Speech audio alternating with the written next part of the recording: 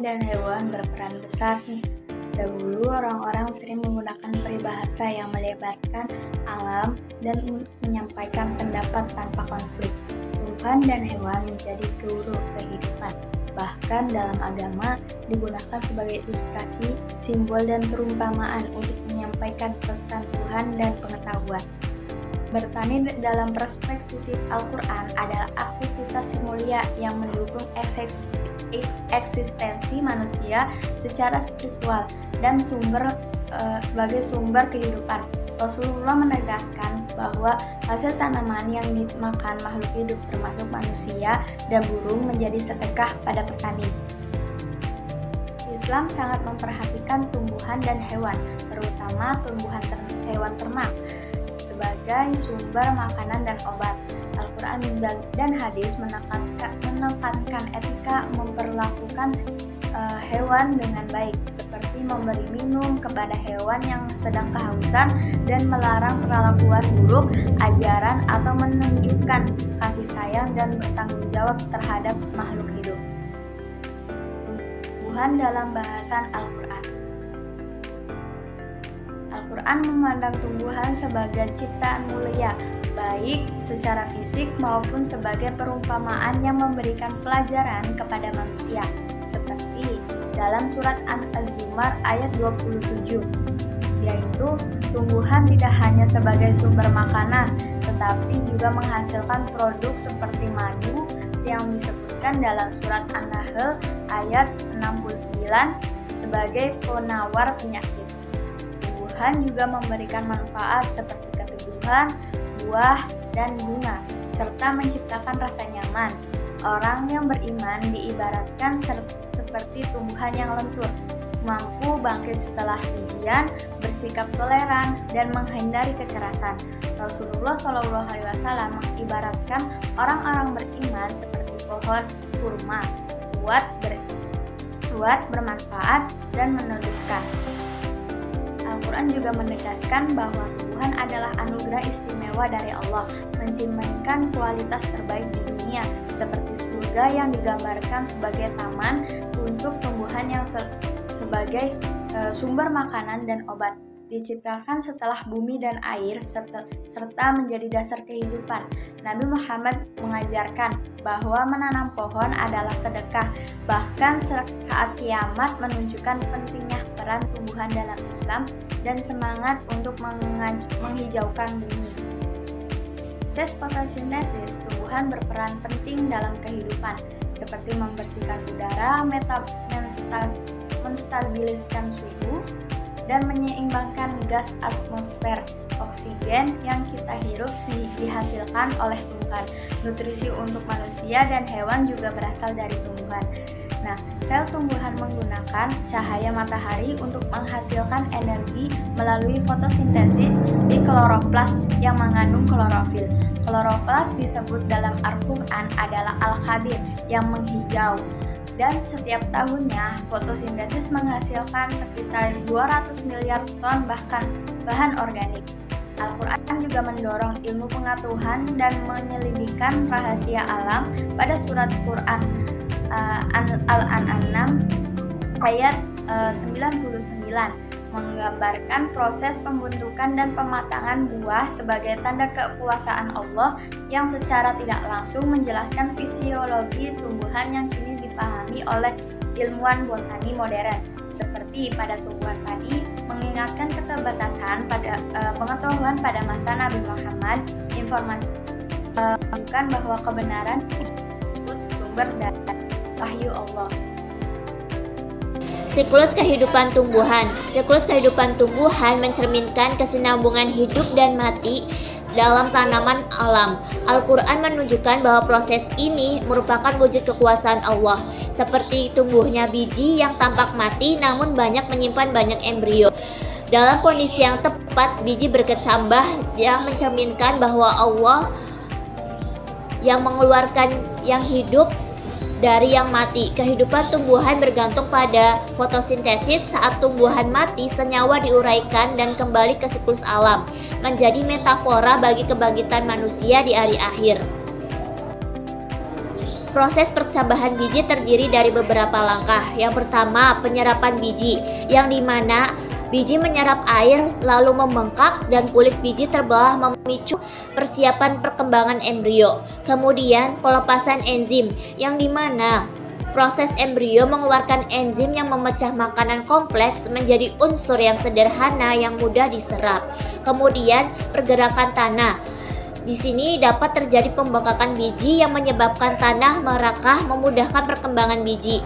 Kemudian pertumbuhan menjadi tanaman, yang dimana akar terbentuk diikuti oleh batang dan daun yang menembus pada permukaan tanah, membentuk tanaman yang lengkap. Hidupnya lahan yang mati. Dalam Al-Quran, air hujan terkait erat dengan kehidupan tumbuhan, yang dimana berperan dalam menghidupkan lahan yang mati. Air hujan tidak hanya memberikan kelembaban, tetapi juga mereka membawa material pupuk yang sangat penting seperti fosfor, magnesium, dan kalium dari serasa organik. Setiap tahun, air hujan membawa sekitar 150 juta ton pupuk ke bumi. Mereka mendukung pertumbuhan tanaman dan berkelanjutan ekosistem. Tanpa proses ini, keragaman tumbuhan dan keseimbangan alam akan terpengaruh. Perkehidupan tumbuhan, yang dimana tumbuhan berperan penting dalam kehidupan manusia dan makhluk hidup lainnya sebagai sumber makanan, obat, dan amal jariah. Al-Quran pun menjelaskan manfaat tanaman seperti biji-bijian dan buah-buahan banyak digunakan sebagai obat tradisional yang berasal dari tumbuhan yang terancam punah akibat kerusakan lingkungan yang disebabkan oleh manusianya tersendiri. Nabi Muhammad SAW mengajarkan bahwa menanam pohon adalah amal yang pahalanya terus mengalir sampai kapanpun.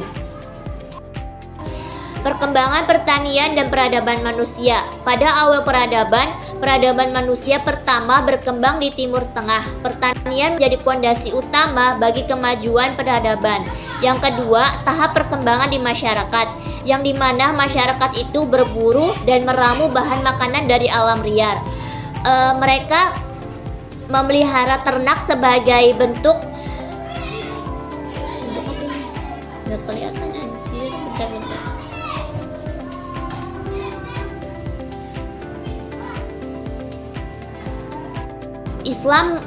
Islam dan anjuran bercocok tanam. Dalam mendorong pertanian, Al-Quran dan hadis menganjurkan bercocok tanam sebagai pekerjaan mulia. Beberapa sahabat Nabi SAW menyebutnya sebagai karyawan Allah, dan banyak ulama menganggap bertani sebagai usaha terbaik karena hasilnya berasal dari kerja keras sendiri. Hadis dan Al-Quran tentang pertanian, hasil tumbuhan dianggap rezeki dari Allah, dan Al-Quran menyebutkan tumbuhan sebagai pemberian yang baik. Konsep pemanfaatan lahan dalam Islam Iqtul Mawad merupakan manfaat lahan tidur, yaitu tanah tidak bertahun, dengan menghidupkannya menjadi produktif, yang diterapkan pada masa Khalifah Umar berdasarkan sabda Rasulullah.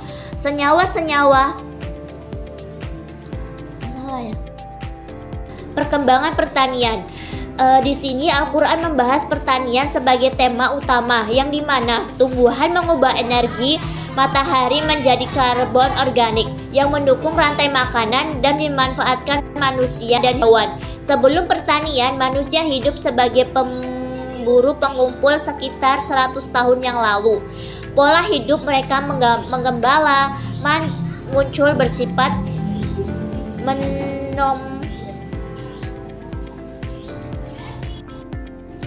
kemunculan pertanian dan kehidupan yang menetap. Pertanian mulai muncul sekitar 1000 sampai 12.000 tahun yang lalu, terutama di bagian Timur Tengah dan Asia Barat. Sebagai respon terhadap perubahan iklim pasca zaman es, manusia beralih dari pola hidup nomaden menjadi menetap dengan bertani. Karena bertani memungkinkan mereka berproduksi pangan yang telah stabil dan mendukung perkembangan komunitas yang lebih besar. Manusia sebagai khalifah. Manusia diciptakan sebagai khalifah, wakil Allah yang di bumi, seperti yang disebutkan dalam Al-Quran surat Al-Baqarah ayat 30. Sebagai khalifah, manusia memiliki tugas melihara dan memakmurkan ciptaan Allah, termasuk bumi dan seluruh isinya. Allah memberikan potensi dan akal kepada manusia agar mereka dapat menjalankan tanggung jawab ini secara bijaksana. Manusia bebas memilih jalan hidup, tetapi dituntut untuk menjaga keseimbangan dan keadilan sebagai bentuk amanah kekhalifahan. Manusia memiliki kalbu dan manusia dan tumbuhan. Manusia memiliki keistimewaan berupa roh, akal, dan kalbu, hati yang membedakannya dari makhluk lain. Kalbu merupakan pusat perasaan ini, kepekaan moral. Jika kepekaan ini hilang, manusia cenderung melakukan keburukan tanpa rasa bersalah. Kalbu yang hidup memunculkan manusia sayang, budi pekerti, luhur, dan kesadaran yang moral. Biotika terhadap tumbuhan. Perdebatan mengenai modifikasi gen tumbuhan dengan memasukkan gen dari makhluk lain seperti gen fosforesensi dari kunang-kunang masih berlangsung. Beberapa peneliti telah berhasil menciptakan tumbuhan berpender yang dikenal sebagai genetically modified organisme GMO, namun Allah mengingatkan bahwa ciptaannya sudah dalam kondisi sempurna, menimbulkan pertanyaan tentang sejauh mana manusia seharusnya melakukan modifikasi terhadap ciptaannya. Ilmu pengetahuan yang berakal. Ilmu pengetahuan dan teknologi merupakan amanah manusia sebagai khalifah untuk memakmurkan bumi, yang dimana bukan merusaknya. Seorang muslim harus bijak. Ayat-ayat Allah, baik itu qauliyah, wahyu maupun kauniyah, alam, tidak bertentangan karena berasal dari sumber yang sama. Bila ada peradaban, itu mencerminkan keterbatasan pemahaman manusia. Oleh karena itu, penelitian harus terus diarahkan untuk mengali kebenaran secara lebih mendalam.